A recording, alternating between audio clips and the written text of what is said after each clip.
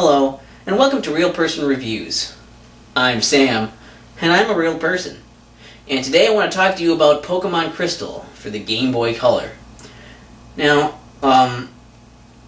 just as a thing up front here, I'm assuming that you either know about Pokemon already, or you've at least watched my review of Pokemon Blue before this. Also, there are probably going to be spoilers in here. Nothing huge or major, I don't think, but they could be. And this is a game that came out, back in, around 2000. This is a game that came out on the Game Boy Color. It also had remakes on the DS. If you haven't played any iteration of the Generation 2 Pokemon games, that's on you. Don't watch the video. You've been warned. Alright, so, if you're still here, I want to talk about a lot of things they added in. Now, while the general goal of getting the badges, being the Pokemon Lily, becoming a Pokemon champion, all that core stuff, the simple RPG gameplay, collecting your Pokemon and training them and all that stuff has really carried over from the first game, but they've added in a lot of new things. First of all, I think I want to say they fixed a lot of things. For instance, there's no longer those weird inconsistencies with the types. They've fixed the way a lot of the moves work, so you can't just keep using a move repeatedly and have that just make you win without question.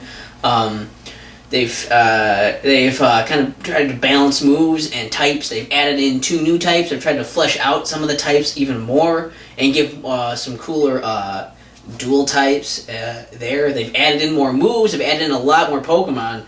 I guess that's what I was saying with the moves and the balancing, is they changed how certain moves work so they're, not unfair or overpowered.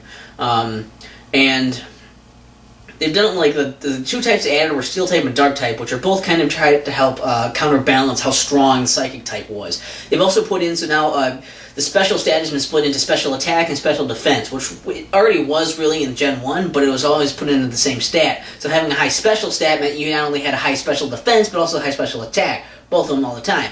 It's a little unfair, I guess. I don't know. This is a little more fair way to get the stats out, and it's not a lot about stat management in here, but, it's just a thing. So, along with all these, all these new Pokemon and moves and changes and all this standardization and trying to make it all really nice, balanced, and clean and tidy, they've done a very good job with that. And that means you're going to have to learn a few things over again. You're going to have to really explore this. But I think if you start here, you can really start to see how it works in later games as well. I'm sure things change all throughout the series, but this is a good place to start because they really started trying to kind of standardize stuff and make it more balanced, and they really worked really hard on this. There's a lot of polish on this one. So in addition to a lot of this stuff, there is a few really big things I want to talk about here. They've added in a really cool system, like a bunch of systems, but one of these systems is a time system. So it's not just night and day. That is part of it. There is nighttime and a daytime, and certain Pokemon can only be caught in the day, certain Pokemon can only be caught in the night. And that means that it really brings out, there's more possibilities of catching Pokemon in certain areas. So that's pretty interesting. There's also, it's done by hours and by minutes, and this goes in real time. So while you're playing it, those real hours you're playing are changing the hours of the day. And there's also a thing for daylight savings, if it's daylight savings time or not, so there's that. There's also days of the week, even. So this goes by days of the week, along with the hours in the day, all while it's powered on playtime, so you don't miss stuff. And that is pretty crazy thing to put in there. Certain events happen on certain days, certain times of certain days and stuff like that. So it's pretty well in depth with that system, actually. There's also a phone system built in here, so now you can call people. Certain trainers will ask for your number and randomly call you if you have their number. Sometimes some of them just want to battle again. Some of them will give you some cool items, and some of them will even spot rare Pokemon for you. And then you can go back there and find those. So they're very helpful to have those, and you can get some extra goodies for that. Also, this goes along with the idea that most of the trainers you fight, most of those Pokemon trainers are you're able to fight again. So if you get a lower level Pokemon or something and you want to train them up and you want to train them on trainers to make it go faster, you can go back and to these old routes that you've been to and talk to these people again and try to fight them again. so you get some more experience, and it's a good way to get more experience and to keep the money flow going, so you can keep getting money to buy things. Another big system here also is the radio system, where you can listen to the radio. And there's some shows where like there's different ones with different helpful things here. Like there's a show that will tell you randomly a Pokemon and where it can be found. That's pretty helpful if you're looking for a specific Pokemon and it comes up. There's a lucky number show where if you have a lucky number there, the trainer ID number for that Pokemon, you can get. You can get a prize for that if you bring it in. There's a password show. If you remember the password, go in and tell them the password that you heard on the radio. You get the points to trade in for other stuff. It's just really cool things like that. And I even think there's some music that helps you lure out and catch certain Pokemon. So that's really interesting stuff they put into there. There's a money system, kind of like a saving thing, where you can, if you can keep all your money on you like normal, or you can have your mom save your money. So every time you win a battle, you send some back to her. So there's that thing. You can go back at any time and put money in or take money out of that. It's a nice way so that you don't necessarily lose as much if you black out. It's a nice way to keep some extra cash on it if you need it. It's an interesting way to do it. There's also a breeding system in here. I don't know how much that works since I don't really use it. But the way it kind of works is that basically, they introduce you to the eggs in this game. So certain Pokemon are hatched from eggs. And this means that you can bring in basically two Pokemon as far as I know anyway, at least two Pokemon of opposite genders, bring them in and put them into the daycare. By the way, you can have two Pokemon in the daycare at once, so there's also that. You put them in the daycare, and I don't know if you need to do something special or not, but eventually you get an egg from them that will hatch the first form of that Pokemon, and I think that makes it have better stats and sometimes better moves. I don't entirely know how it works. Like I say, I haven't used that or researched it really, but that's generally how it works. And that's a really interesting thing that they decided to put in there. I think there's also stuff about friendliness, like how good your Pokemon, how much your Pokemon likes you. Certain Pokemon evolve differently depending on the time of day. Some evolve differently depending on how much they like you or dislike you, which is about how much you let them faint and how much you give them items and all this other kind of stuff, which is pretty deep. This is probably one of the deepest Game Boy Color games I've played. Other things I really liked about this were, I like the rival. I think that rival thing was done well, where it's not even like this person necessarily your rival since you were a kid or anything. This is a piece of shit who came in and he stole a Pokemon, which just so happens to be the one that's a type that's good against whatever type you picked. Go figure. He stole a Pokemon to do that. And he also steals other people's Pokemon along the way. He treats his Pokemon like shit. He doesn't care about them. He just wants strong ones, and the ones that are weak he thinks are worthless. He's obviously very much drawn up and played out like a piece of shit. He kicks you around when he walks through instead of just walking around you like a normal human being. It's crazy. They just do a good job of really building up how much of a piece of shit he is. The whole arc thing with his story is actually pretty interesting that goes on during the game. And it's a good motivation. It makes you really fucking hate this piece of shit rather than him just being an annoying person. At least in the first games, your rival was annoying. He said things that were you're a jerk, but he never really does anything all that bad. He still seems like a decent person, as far as his actions. Doesn't do anything horrible, and it's a kind of a great thing that this rival does. I like that. Another thing too is that again, this is a bit of a spoiler, but you've been warned. The way that Team Rocket comes back is cool, and there's multiple places where you fight Team Rocket here. Even you did that in the first game too. But I think what I really loved is the way that when Team Rocket came back, it is just the scene that you fight, because everything in the first games you would fight Team Rocket, but they were already in places. You would go there to this place, and Team Rocket would just be hanging out there, and you would fight them. And even in Silphco, which is probably the most gripping place, when there's other innocent people around, and you're trying to push, trying to beat all of Team Rocket and get them the fuck out of Silphco to leave those people alone. It's yeah, there's people there, they're terrified, but. Yeah, the thing is, in Pokemon Crystal, and I assume the other two as well, is that you there's the part in the radio tower where you go into like to the radio tower earlier on in the games where you get the radio thing, and you're able to do stuff there, talk to people, see how the place normally functions, and then you come back later. And like, there's a point in the story where Team Rocket takes over the radio tower, and you go back to the radio tower, and there's a bunch of fucking Team Rocket members in there. And you have to like weirdly like weed your way through them and fight them and try to get the place up and running again, back to normal. You actually see what it's like, and you know that this is not normal for the place, and it gives you a nice connection there as well. I really like the way that that really helps send it home, so to speak. So like that was really cool. And there's also big spoiler here. Sorry if you haven't played. You were warned multiple times. There's also the inclusion of like with all this extra stuff that's already in the game. There's also some like bug catching contests you can do and other like random events and stuff you can partake in. But what's great also is that for how much like content there is in here to imagine this, that after you beat everybody in there, you get all the badges, you beat the Pokemon League, you win that shit, credits roll, whatever, you come back.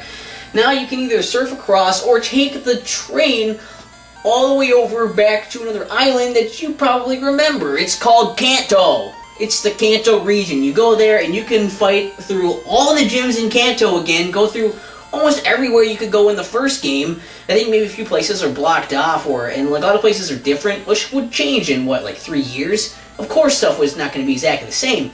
And it's you go there and you can fight all those gym leaders. You can, I don't remember if it's Elite Fours there or not. I have to play through it again because I don't remember. I don't remember if they are still a thing or not, if it's all tied to the same Pokemon League. But you get those badges, you can fight the rival from the past game, and the ultimate test of your skills, but because they're very high level Pokemon, giving you a really good reason to train your Pokemon up to high levels, possibly even maxing out other levels if you feel like you need it, because you get to fight the protagonist of the first games. You get to fight that fucking protagonist. You just hang out in the cave. I don't know why. You just hang out in a cave.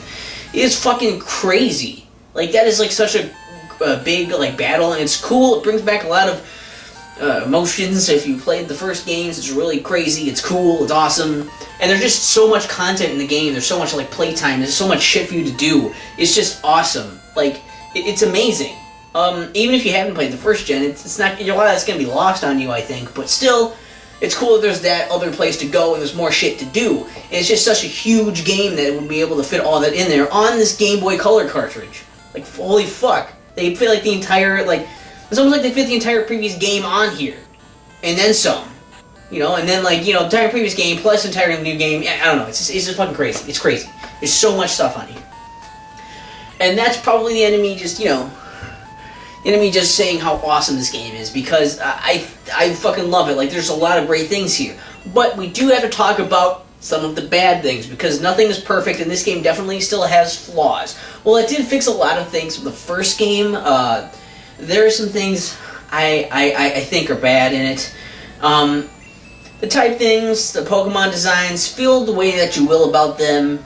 I was a Gen 1er for a long time. I understand a lot of the hatred that comes along with new Pokemon, new moves, changing how Pokemon, the pre-evolutions and post-evolutions of them, changing types of moves and how moves work, changing a lot of the stuff in the Kanto region, even though that's would naturally change over time anyway, but I understand a lot of how that was, would off-put people a lot that were Gen 1ers. I get it.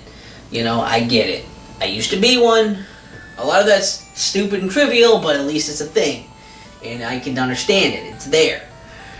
But here's the thing. A lot of these new systems they put in weren't well fleshed out because they were new, and they didn't think them through that well. Like, the biggest bitch is the timing system, because, okay, say you go into an area, it's just turned morning, and you want to catch a Pokemon that's in that area, it only comes out at night. Now you have to have the game on for real-world hours until it finally turns to night again. And it only happens when the game is powered on, because when you shut it off, the time stops. So, that means that you have to sit there and, like, wait, and maybe do other things, if there were other things for you to do. But like, if you're like me, like I had, for instance, I wanted to catch a Sentret, which is the fucking beginning of the game. It only comes out during the day. I wanted to have him in my fucking party so I could continue the game and not have to waste time coming back to try and get one. I wanted the low-level one so it would train it and get really strong. So I had to wait for it to turn fucking day because it had just turned night when I was ready to catch one. Fuck. Anyways, that can be annoying, but at least you can kind of get over that. The thing that's worse is when things are scripted to happen on certain days, certain events on certain days, and you now have to say, you say an event's happening on Sunday and it just turned Monday on your game. You have to play your game in real-world time. Power on time of you. You have to have the game powered on basically for the rest of the fucking week. That, you know, which doesn't sound that bad if you have something like, I don't know, like a Game Boy Advance SP, because it has a rechargeable battery, you can plug it in, you know, and just keep going with it. But if you're playing on an actual Game Boy Color that was out at the time, or even just a Game Boy Advance, the regular kind, well, guess what? That's going to be eating through some fucking batteries just to get that shit to happen. And yes, you can do other things during that time, but if you want to make sure you hit this event, imagine if you missed it again. You have to be careful about that shit. You have to kind of manage your time a bit, and the first time through, you're bound to miss shit, because you probably don't even know what's going to happen.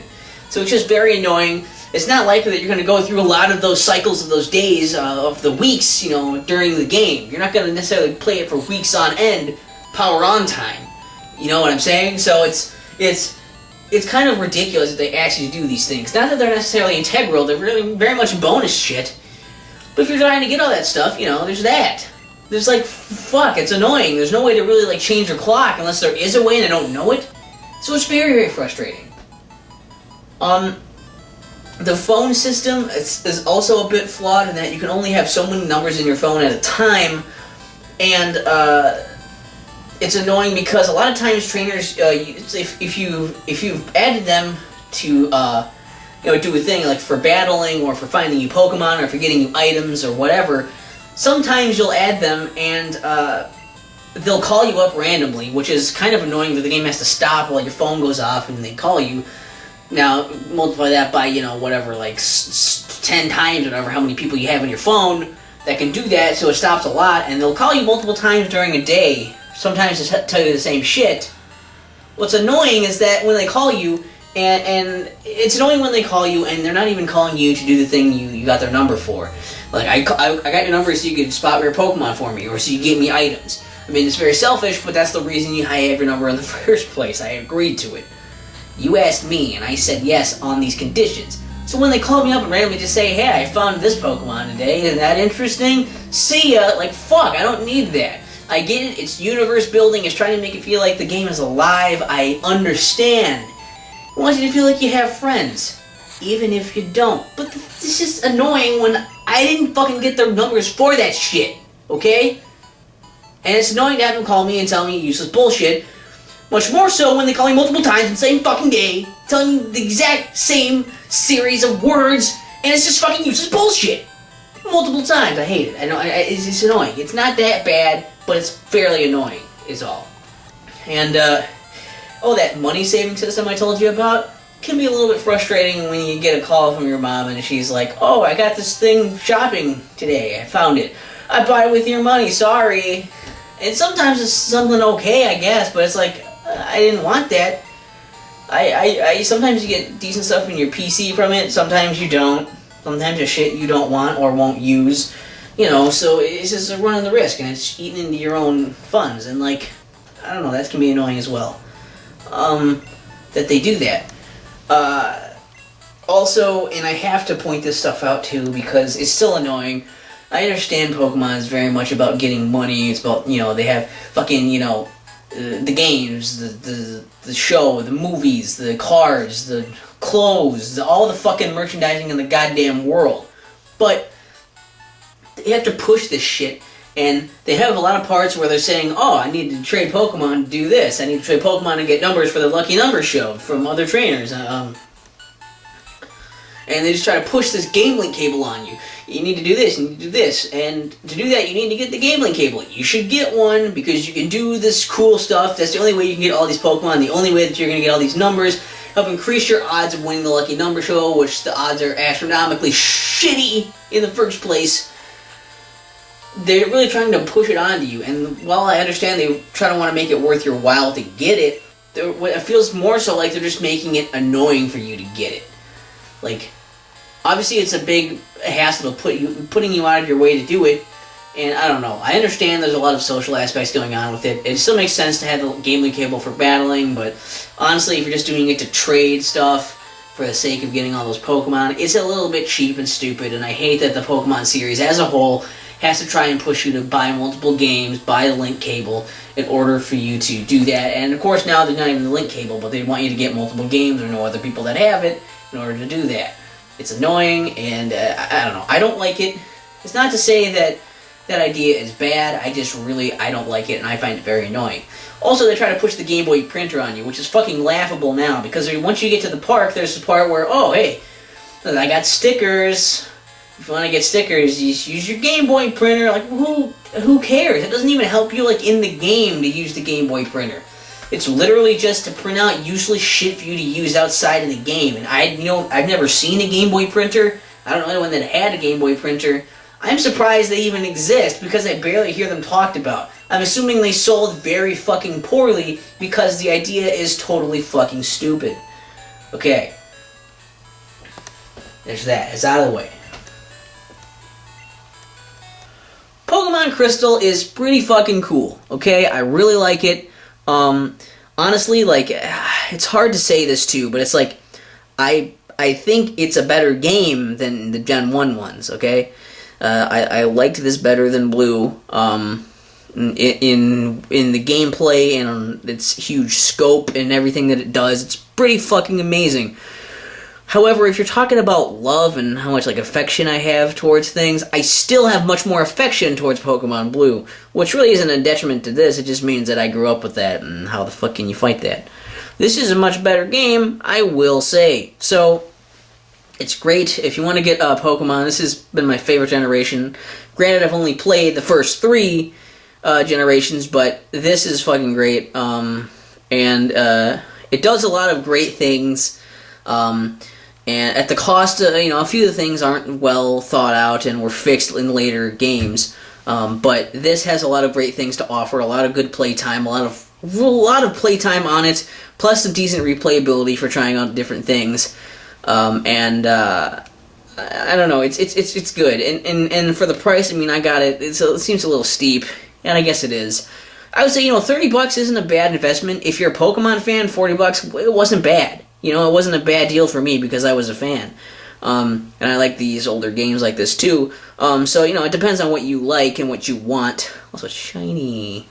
It looks cool. It's all sparkly and shit. And, what?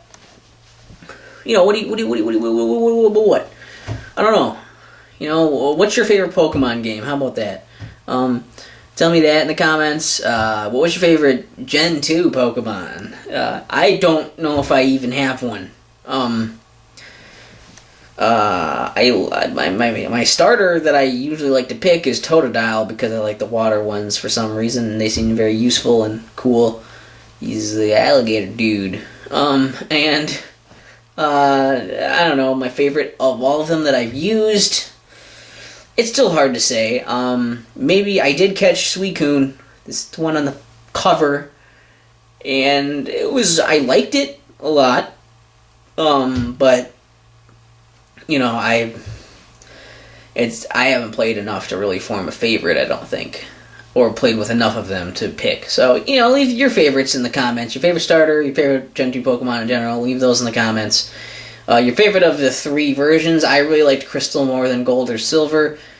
I don't know, because I played this one more, I've had a couple more things in it, I think, and I don't know, I just really enjoyed it.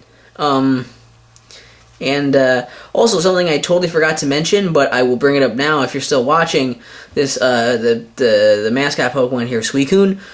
The way they did the legendary in here was fucking awesome, because it wasn't just like, you walked up, you heard about the legendary Pokemon, and then you walked up to them in a place and fought them. It was like this Pokemon was alive.